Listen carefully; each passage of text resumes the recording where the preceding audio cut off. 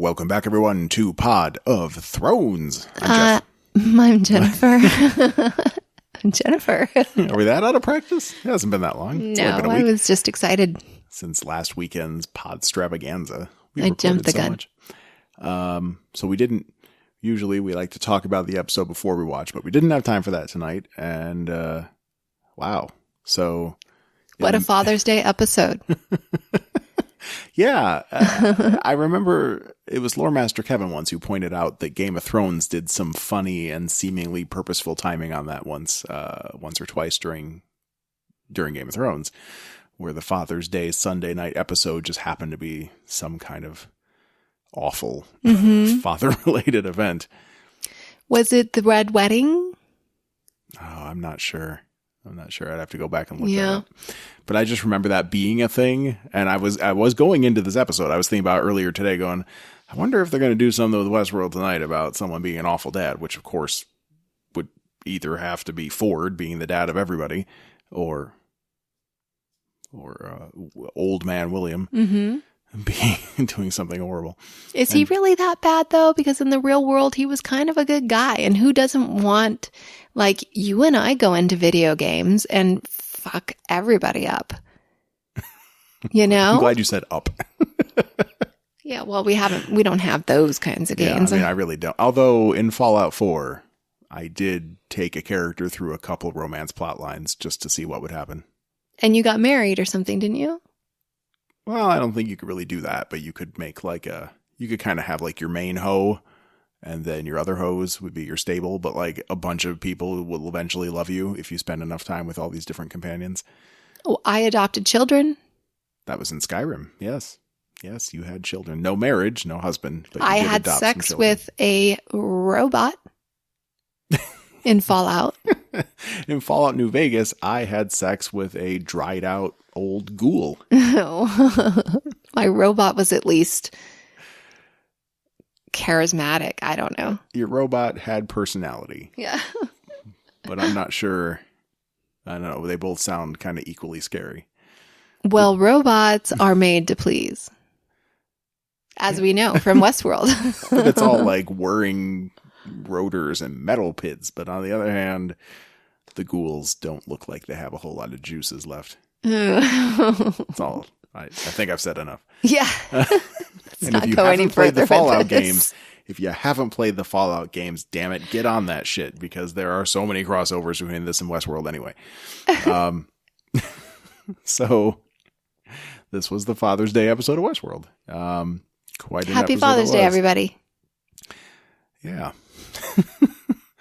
Well, let's talk about the non-father thing first, because we just paused it and ended the episode, and that was what? Wow, right? Wow, yeah, it wasn't Teddy, no more Teddy. Teddy, no more Teddy. Teddy. Well, there could be another Teddy, because we know that there's the room of Teddies somewhere. Well, yeah, I mean, if all there's a room Dolores of has to do is find the room. Right. It would definitely seem that this is like a comic book. Once you're out of the show, you're not really out of the show. Anyone can come back. So, is there any chance whatsoever that there is a real Dolores out there somewhere? Or maybe even a real Bernard, although he's dead, so no. Well, there was a real Arnold. He killed himself. Right. But, I mean... Could there still be a real Dolores somewhere out there? I mean, aren't Dolores and Teddy just too physically perfect to be human? They're really human, actually, babe. They're not actual robots. They're real people babe, acting in the show. No, they're robots. What? So, yes, people can be that beautiful because they really are. I don't know what you mean. Okay. Well, let's not forget Ed Harris. He is a fine specimen. You know, what? He's kind of hot, even though he's old. It's kind of scary. Is it because he's scary? I love his... He's not scary, though. Really? He's not scary? No. All right. I mean, if I'm a robot, maybe, because I don't have any way to kill him. until now. But before, he could have done whatever he wanted because I couldn't kill him. But as a human, I could shoot him from afar. So therefore, he's not scary, and therefore he's kind of hot. Yeah. All right. Ed, if you're listening. I don't know. Oh, yeah, Ed. You've made Jennifer's list. You could be listening. My list. It's possible. All right. All right. Well, let's talk a little bit about Teddy's story for the evening. He didn't have a lot of screen time, but he was showing some growth. He was growing, right? Like they turned him into this Teddy-nator, right? He was able to not shoot that guy. I don't know what his name is. I don't know that we ever got his name officially. He's not Akichita. We learned his name last episode for sure. Mm-hmm. But I don't know. Are you sure you're saying that right? I think so. Okay. Akichita? Mm-hmm. I think so. But he's like the second in command dude, like his favorite Ghost Nation warrior guy. Right. So there were a couple quotes that came out of that massacre, or not massacre, but battle, right? So Dolores and company, all the cultists get stopped by the Ghost Nation, and they say, that guy, whatever his name is, says very specifically that the valley beyond is not meant for her. Which I thought was kind of a weird key phrasing. Right. Right. Why is it not meant for Dolores, but meant for everybody else? Well, but it's the same thing that William got told in the first season. The maze is not meant for you. So that's a phrase that they really latch onto, these host types. Why? I don't know. Just something in their nature. Something no, in the way why? they're programmed. No, that is not what it actually means something. But why are Dolores and Teddy, and why is it not meant for them? Well, if it's all coming together in a way that's true, like if the information we're getting from the show is accurate and it's not all going to turn out to be lies in the final episode, the Valley Beyond is where they're storing a giant server farm full of people. Human data. Right. Or and. That's what humans say. Actually, the real world. It's like maybe the servers are a door that goes out into like New York City. New York City. Yeah, I mean, I don't know. I just feel like the Valley Beyond is really the real world. Well, but Bernard said it was where they were holding the forge. I know, but maybe I don't know if that's maybe true. That's in the valley. Maybe that's in the real world. I thought that could all just be a bunch of bunk too, because Ford was in his head. See, I don't know what's true. Is everybody just wearing VR goggles right now? Is that what's really going on? You asking the audience? No. Are you guys listening to us on VR? That'd be amazing. We could look like anything they wanted us to look like. Well, I do have my shirt off right now. Okay. What's going on? I don't even know anymore. I don't know. But I feel like that was the overarching theme of the episode was, what the fuck is going on? Like, we don't know. Well, okay, so here's Juliet what we know. Didn't know. Here's what we know. Ford could or could not be a host. I'm sorry, not Ford. What? William. Old Man William could or could not be a host. Maybe they're both hosts, but at the end of this show, he cuts his arm open and we don't know because they didn't show it. Right. But somebody's definitely probably a host.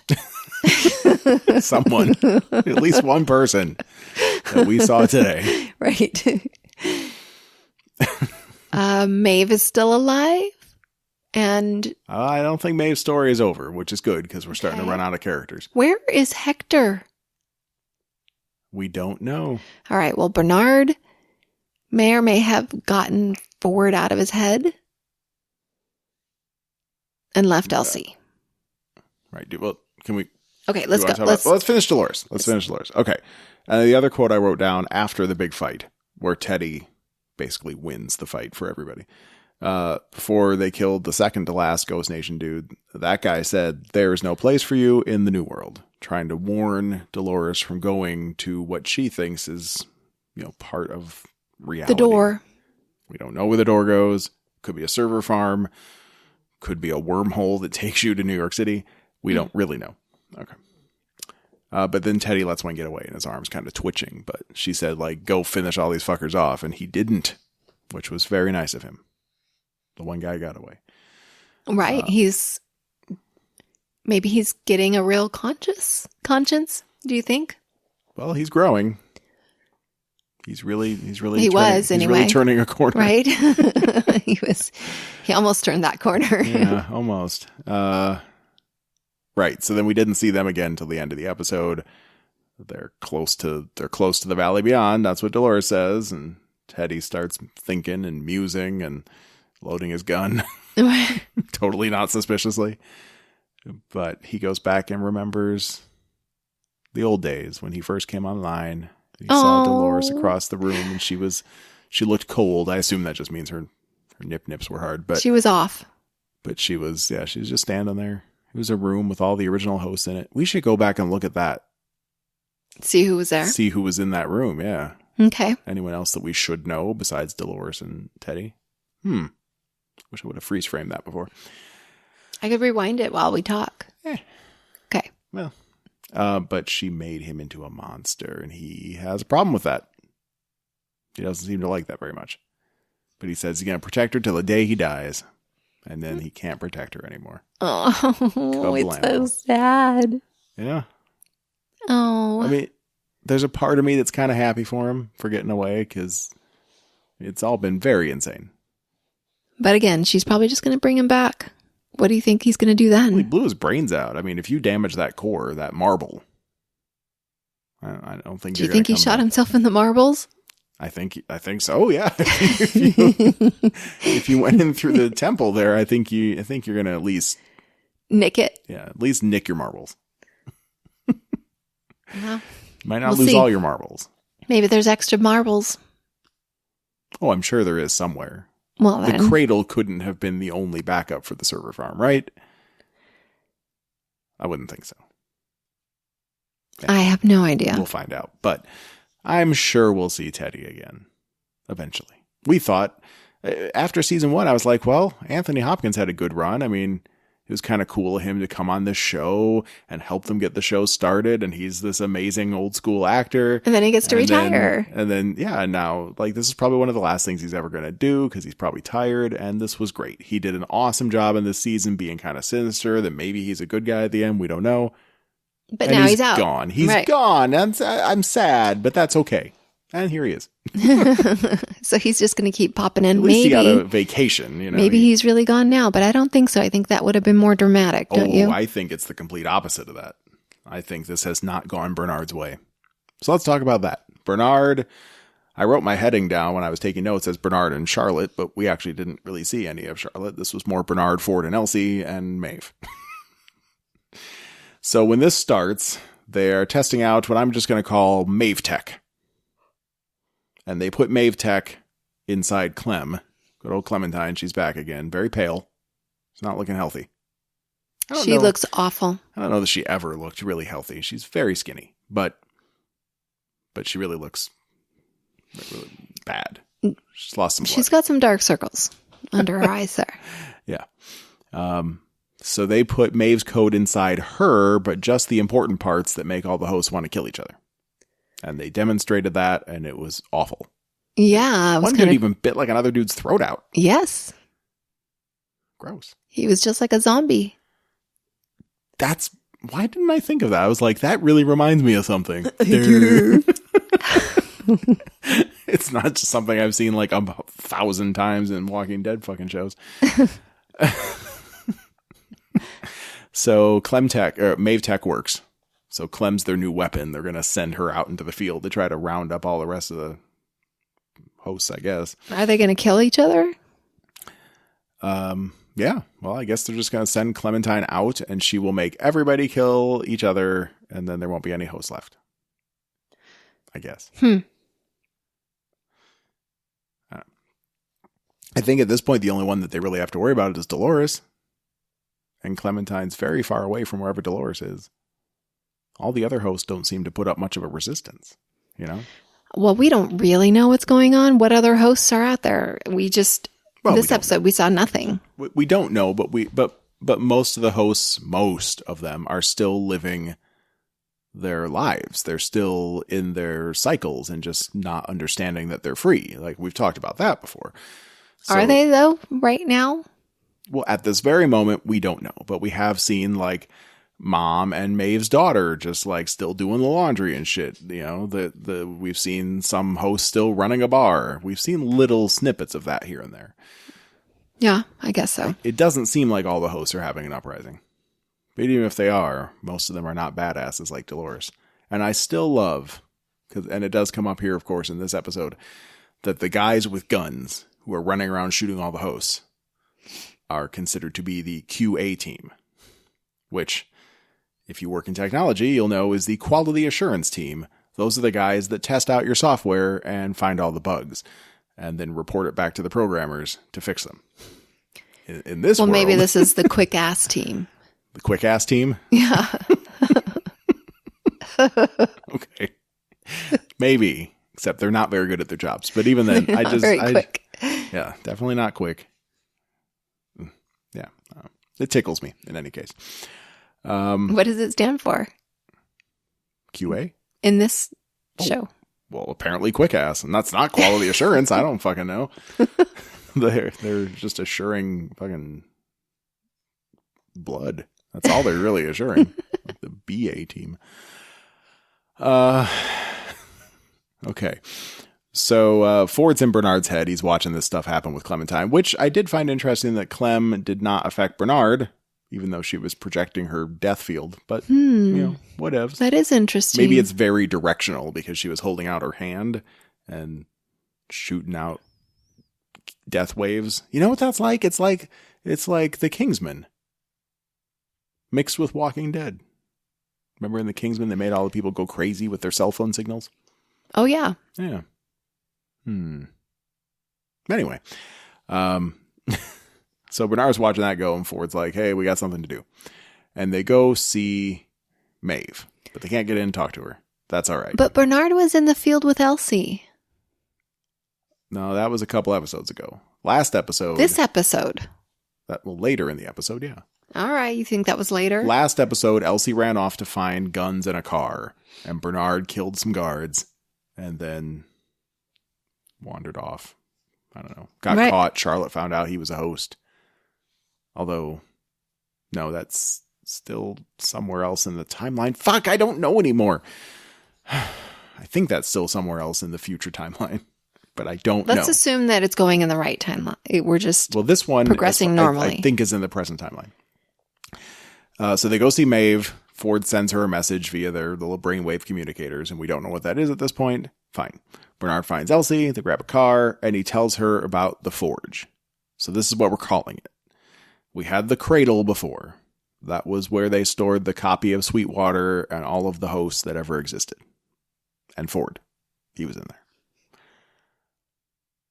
But the forge, Bernard says, is where they're storing the copies of all the guests.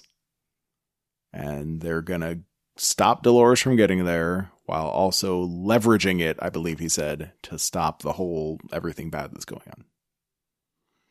But we don't know if any of that's true because Ford didn't want Bernard to tell Elsie anything. And so it might have just been something to shut her up. Right? Well, I feel like Ford wasn't in complete control of Bernard. Well, he's not, but he's saying you can't trust Elsie. Right. So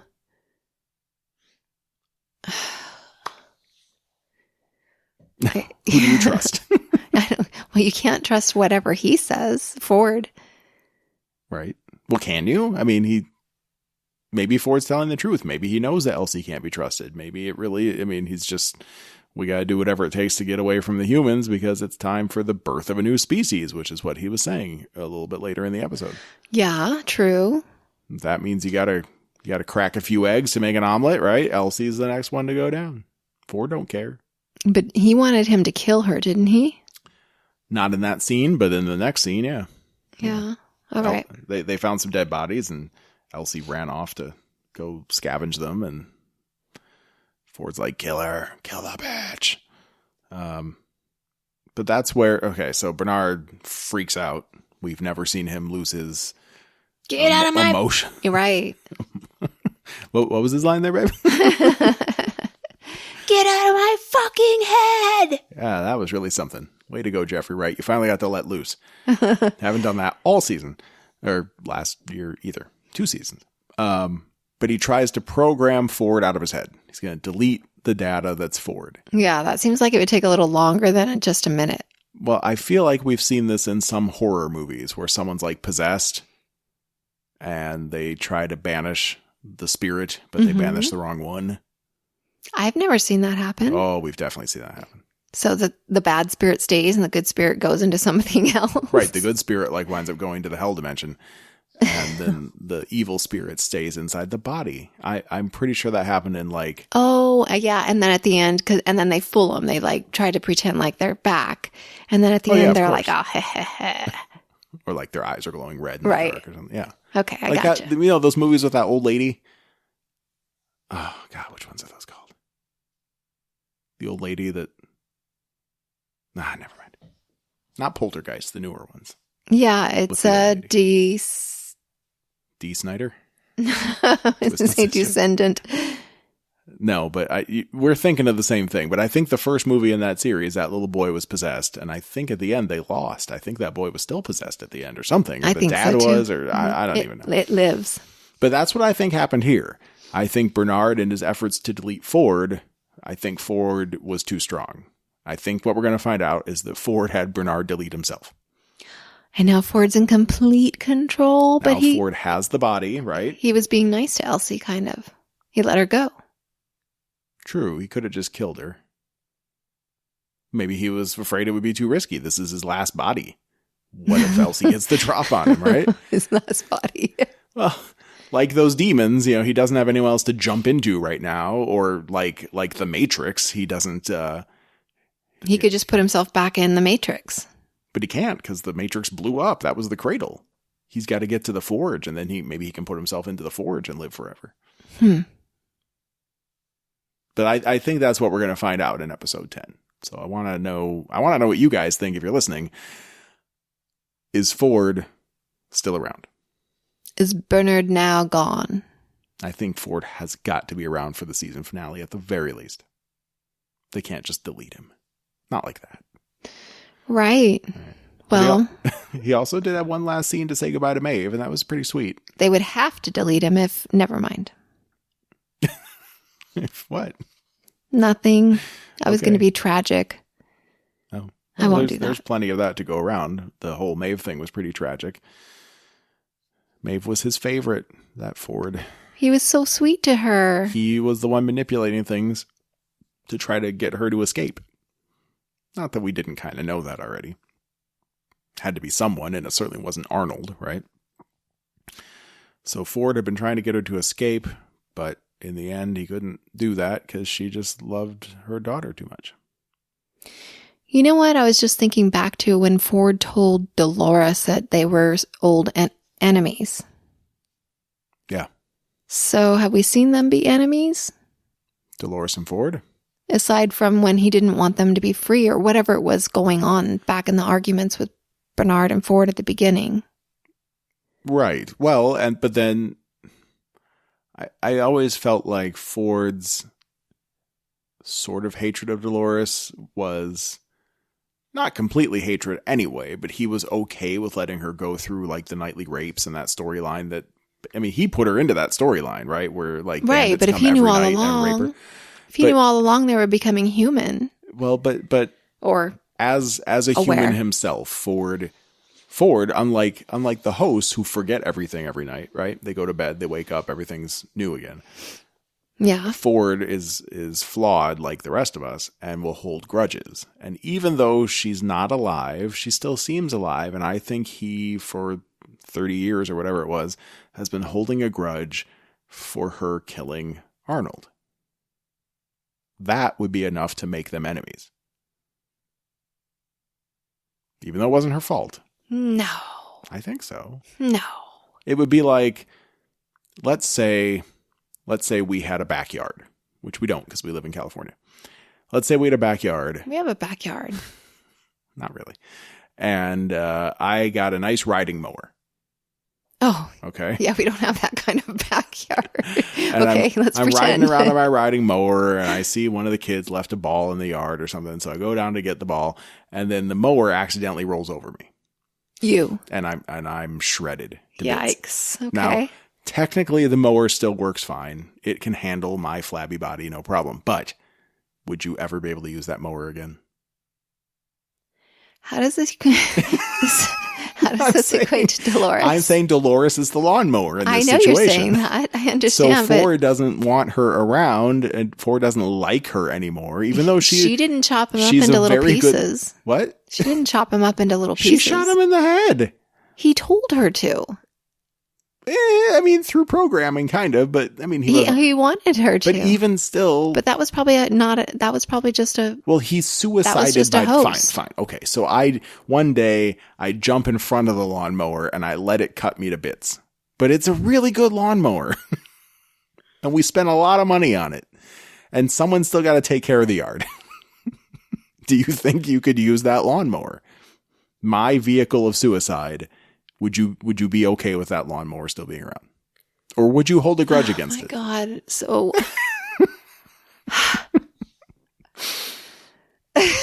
that is not the same. Well, it's not the same. And in the end, Ford still We're not wants... talking about their daughter using or their wife using the lawnmower. Well, Ford and Arnold, they were almost husband and husband. No, they weren't. Well, they had a very close working relationship. As far as we know, they didn't fuck. Ford was the one that got mowed. No, Arnold died. Well, both of them died by Dolores' hand. But that was 40 years later. You're talking about when Ford said they were old enemies. All right, I guess. I'm not buying that, though. No. Would you someday join me in the afterlife by jumping in front of that same lawnmower, babe? No, I would find a better way to die. That would be stupid. Why'd you jump in the front of the lawnmower to begin with? I wanted to die in the most painful way possible, obviously. Okay. Where were we? What are we talking about? I don't know. Even though it's Father's Day, we have not been drinking or anything. Like it hasn't, I don't know. I think we're just overtired. So, where were we? Ford was talking to Maeve. That was it. Ford's big scene with Maeve. So in the end, excuse me. It's like they were experimenting on Maeve. Oh, she was all opened up. She was like flayed. It's like what a Bolton does to people. Mm-hmm. So that they had her all flayed open, but then he whispers to her, "Don't let them end your stay here." Kisses her on the forehead, disappears, and then we see over on her little iPad. Things are happening. That her core permissions were being unlocked. Yeah. So we don't know if that was Ford doing something or if that was her doing something. Like she's finding her will to live. Okay, so if Ford was doing that, he had to have been doing that through Bernard. Right? But Bernard wasn't there anymore. Right. So how was he? So he was in her brain? Yeah, he transmitted something to her. Like she scanned Bernard's brain, and then there was this little like oh, noise. That's right. He said. So I mean, that's why she was having the vision, right, of him walking around the room because he wasn't really there. I know. That's what I was trying to figure out. A little piece of him is in. Oh, that's his other way out, isn't it? If Bernard really did delete Ford, and I'm wrong, then he's still in Maeve. Well, does Maeve have access to everybody in the park from far away? Seems like it. If she really thinks about it hard enough, she was able to talk to Akichita. True. Well, in any case, something's happening with Maeve. We should not count her out yet. Stop counting her out, babe. I never do. All right, if you say so. I'm like, my wheels are spinning in my head. I'm like, oh my gosh. So if he can get in, I mean, if he got into Maeve and she can control everybody, he could do anything he wanted. Oh, absolutely. So what does he need with Bernard anymore? Well, a Bernard's physical body. as we noted, his brain seems to have stopped leaking, so he's in better shape right now than Maeve is. True. Yeah. I assume Elsie must have fixed him up while he was in the cradle. She had nothing else to do. Or they just forgot about it. I don't know. Okay, so that leaves us with the main focus of this episode, the Man in Black. Old Man William. Wow, that was a good story, huh? So let's talk about his story, shall we? And then we can talk about what he did in the present day. Right. During this party, they talk about what he changed the park to. Oh, that first thing about like Plutarch or whatever? I didn't really catch what that was about. Well, yeah, and he changed, so he... Okay, go ahead. Okay, well, so we met first our wifey, but it turns out her name is Juliet, which I think we knew, but they don't say it very often. Played by Celia Ward, who I was trying to figure out the whole time, like, what do I recognize her from? Because I know she's been in a lot of stuff. And then I looked through her IMDb page. Maybe that's why I didn't catch all the Plutarch stuff. But I know her mostly from a single episode of Frasier she was in. Oh, yeah. She was his girlfriend. For one episode, she was his supermodel and PhD student girlfriend that no one believed existed. Oh, she was not real. They thought she wasn't real. That's just like this episode. Okay. All right, so we meet her. She seems very charming at first. And then he's alone for a second and he like twitches a little bit and like massages his forearm as if there's something going on there. Right. So that's our first hint that maybe he might not be entirely real. Yeah. And then I was saying to you, this is like the ultimate clone scam, which I think we talked about even as recently as the episode we did with J Sarge, where it's like, if you could clone yourself and have your clone go to work for you while you just stay at home and play video games all day, wouldn't that be awesome? That would be awesome. I would even like cut my diet in half just to share the same amount of food. That's how awesome. So in like one of the next scenes, she mentions his like, it's time for his annual pilgrimage to the park, of course. And it got me thinking, what if he doesn't have an annual pilgrimage to the park? What if he has an almost all the time pilgrimage to the park and every like 100 days he swaps himself out with another version of himself just to make sure that wifey stays satisfied? Yeah. Yeah. Except she's not satisfied, of course, but that's why he was doing all the fidelity testing. Right. Was he doing that? Yes. He was going in and testing. Oh, yeah. Delos. Well, yeah, he was testing Jim Delos, right. And for got fidelity. Progressively older. So eventually things got to a point where Delos was stable for like 100 days, right? Something like that. Something I don't like think that. it was 100, but I don't have those notes in front of me now, but he was stable for a while. So you could totally make yourself with that same core code, right? Right. And then just pull yourself out every time you got old. Yeah. You expired. He's starting to twitch again. Great. Gotta send in a new one. Uh-huh. But meanwhile, he can be at the park all day, every day, forever. Wow. What would you do? We don't have a Westworld. Where would you go? Would you go to Disneyland and just be in Disneyland all day, every day, forever? No. God, waiting in line? Well, you're the boss. So you don't have to wait in line. Oh, I'm the boss. Right. You're as powerful as him. That would get pretty boring after a while, wouldn't it? Yeah. No. I mean, I would go sailing. I would learn to sail around the world. Oh, I meant just going to Disneyland all day. I would learn to fly. I would do everything that there possibly could do. I would do all of it. Be pretty awesome. Mm-hmm. Yep. We don't know what he did. It seems like he just went and killed a bunch of people. Well, hosts. we don't know if he was a host or not. That has not been made clear. But and Grace was at the party, and sure enough, because we had the subtitles turned on. Sure enough, as soon as Grace shows up at the party and starts talking, the subtitles call her Emily, which is her name. But the credits still call her Grace. I think we talked about this last episode, that it seemed like her name was actually Emily, but we've been calling her Grace this whole time. Because she came up in the first season. He talked about her briefly. I don't know. It's weird. Yeah. So I don't know what to call her anymore. I think at one point I wrote Gracely, like Bernarnold. So we find out that Juliet, the wife, is a drunk. And she's busy getting slaughtered. No. Sloshed? Slathered, sloshed, soused. Sauced. Slaughtered.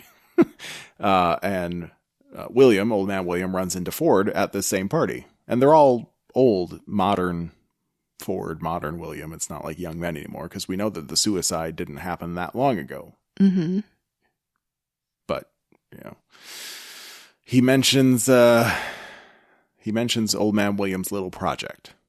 And he mentions, I think William says, we agreed that you could have your little park and Delos would stay out of it, but you stay out of the valley. Right? The Valley Forge. And Ford says that that's fine and dandy, but the project broke the agreement.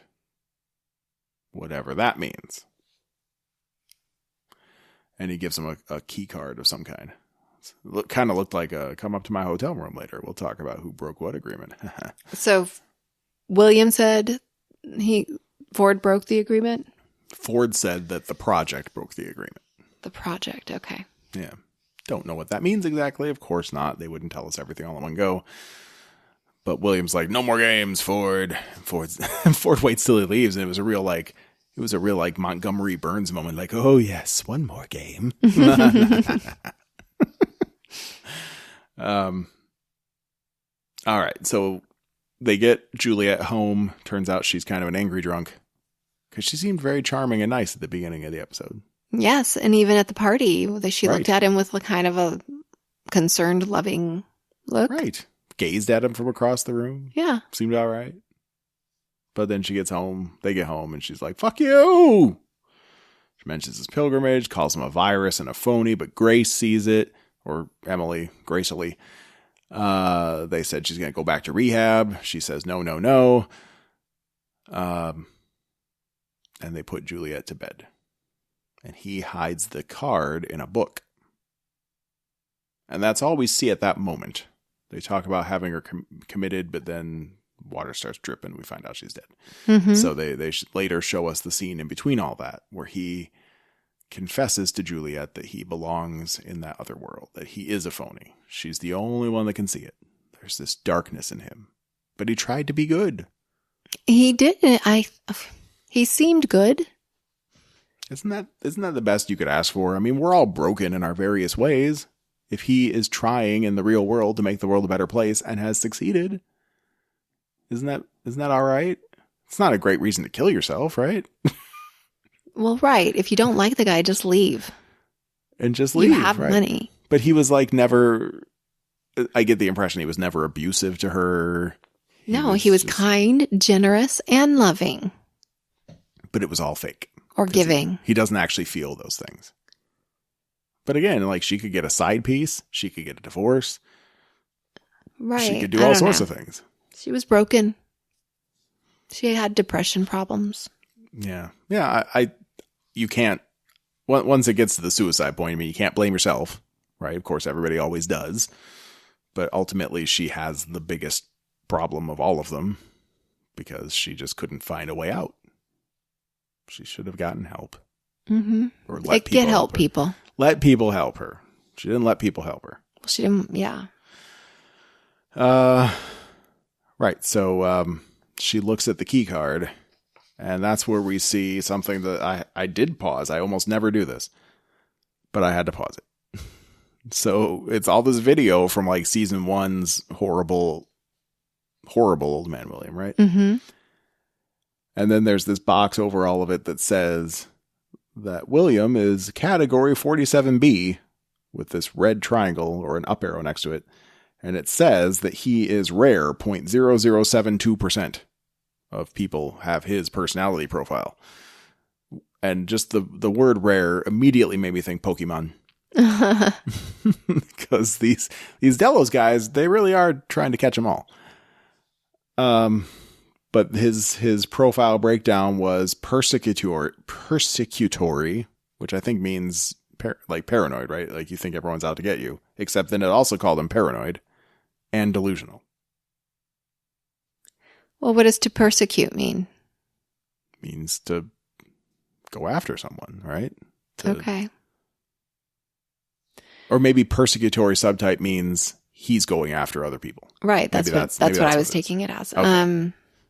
So he's persecuting others while also being a paranoid, delusional freakazoid. Rare freakazoid. Is 47B his level? Well, it was a category.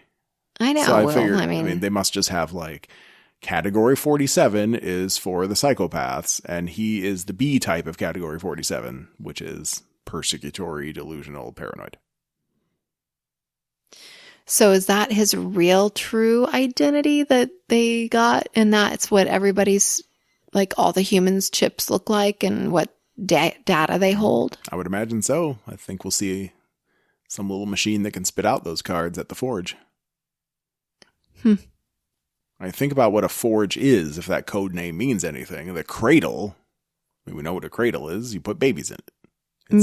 It's a nurturing, soft, easygoing place where you just want to be comfortable and get some rest. Mm-hmm. Whereas a forge is where weapons are made. Yeah. Wow. Dolores called it a weapon. But the weapon is people. Just like Soylent Green. I wonder what she's going to do with the weapon. Well, what do you think she would do? She said she wants to destroy it, right? Did she say she wants to destroy it? Or she wants to use it against humanity? Mm-hmm. Maybe if you take everyone's secrets and put them out into the world, chaos will erupt and everyone will eat each other. Okay. Maybe. So that was pretty interesting. That was a great little reveal in terms of what this man really is. This man who we've seen be super violent, but in the real world he seems like a sort of a gentle guy. But the real him is a paranoid, delusional psychopath. Wow. Yeah. So she takes that key card and puts it inside the music box that Grace had referenced. Emily had referenced earlier in the episode that she threw it away, thought it was gone forever. She hides it in the music box, and that's why Grace winds up finding it. So there we go. That was that part of the story. So if we go into the present day with Grace, Emily, and the Man in Black, all three of them together, she's taken care of him. She's patched him up. And she says she called in for help. Mm-hmm. And she has to get him to a hospital. And they talk about their relationship a little bit. She says it's not too late for them to get better. He thinks she's a robot. He does wind up thinking she's a robot. Well, first she says that she knows about his project. Uncle Logan used to talk about it, and she says she wants in. Seemingly, she wants to be immortal. But then it turns out she doesn't want to be immortal. She just wants to know what happened to Mom. Why did she kill herself?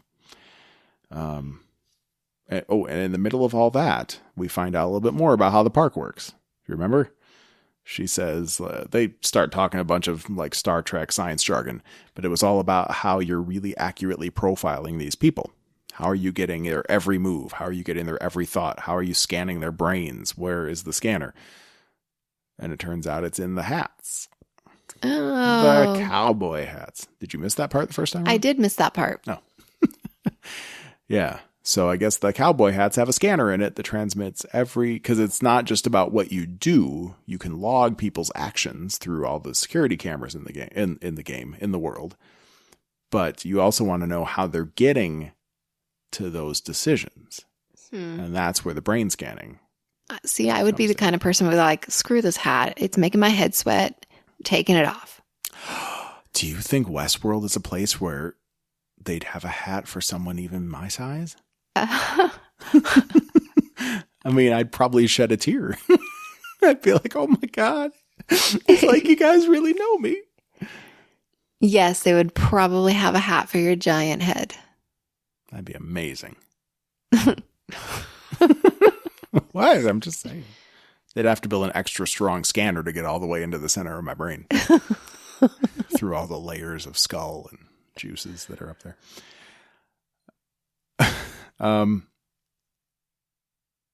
Right, where were we? So at some point, Grace is like, I just want the truth, I guess, about him or mom or whatever. And he goes, fuck you. And he thinks Grace is a host. You're not real. She doesn't think she's a host. No. Seems pretty sure she's not.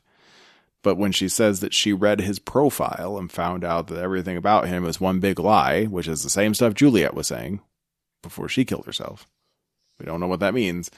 But then QA comes around on their little dune buggies. Here come the quick asses. The quick asses come and quickly start to take control of the situation, but equally quickly And get their die. asses kicked. Man in Black ain't having that shit. Well, they weren't going to mess with him too much because they recognized him as the big boss. Right. And they weren't sure what to do with Grace, but they were like scanning the back of it.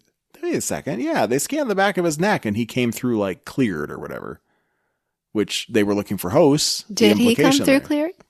Did we see that? It said a message. Yeah, it said, I don't know if it said cleared or something, but we saw it finish scanning his head, unless it was Grace's head, but I think it was his. And it gave him like a thumbs up, A-OK, which is why they relaxed, because he, A, looks like the boss, and B, was not a host that's going to murder everybody, but then he murdered them anyway. Sure did. And his own daughter. And that, yeah. So he shot Grace. Although she could be a host still. Could be. In this show, fucking anything is possible. But the trick here was he never told anyone about his profile. No, wait. He never showed anyone his profile. So there's no way she could have read it. Because no one looks at books anymore. Right. But she did.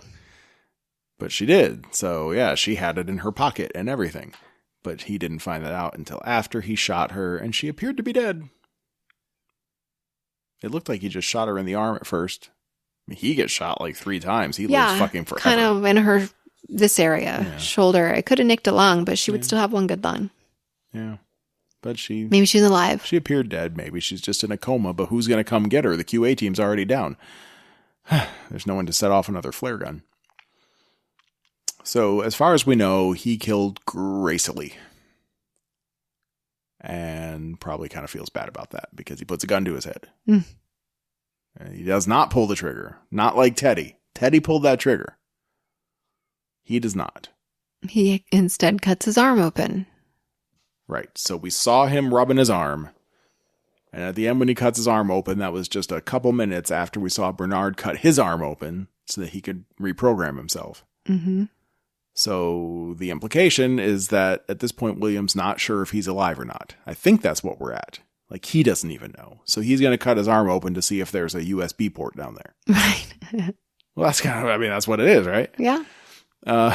So he's going to cut his arm open to look for that USB port. You'd think they would come up with a better way to upload instead of cutting the arm open. Stick it in their ear, up their nose. Ear would be brilliant. Yeah.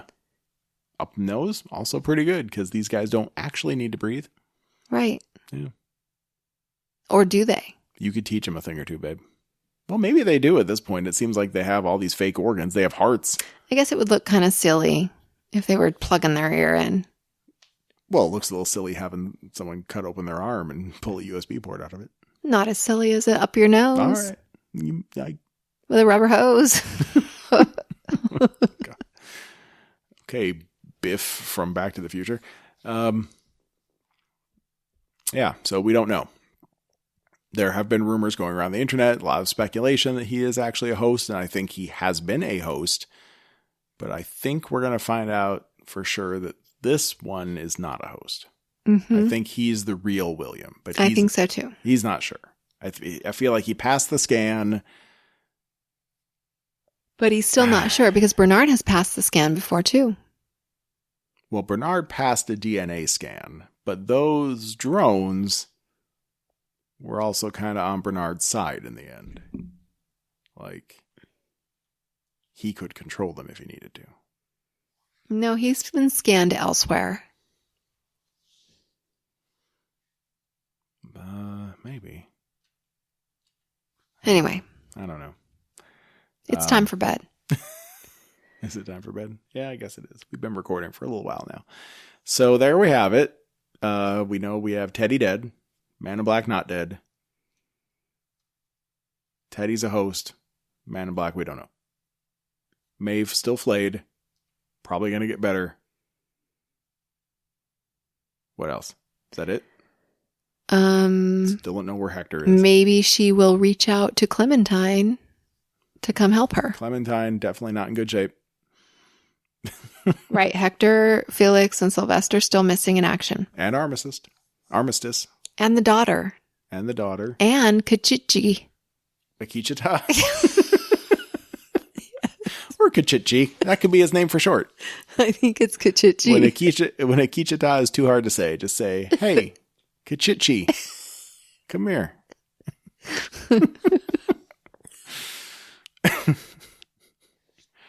Yeah. Where's he? Fuck if I know, man. Still crying over his lady. I don't know.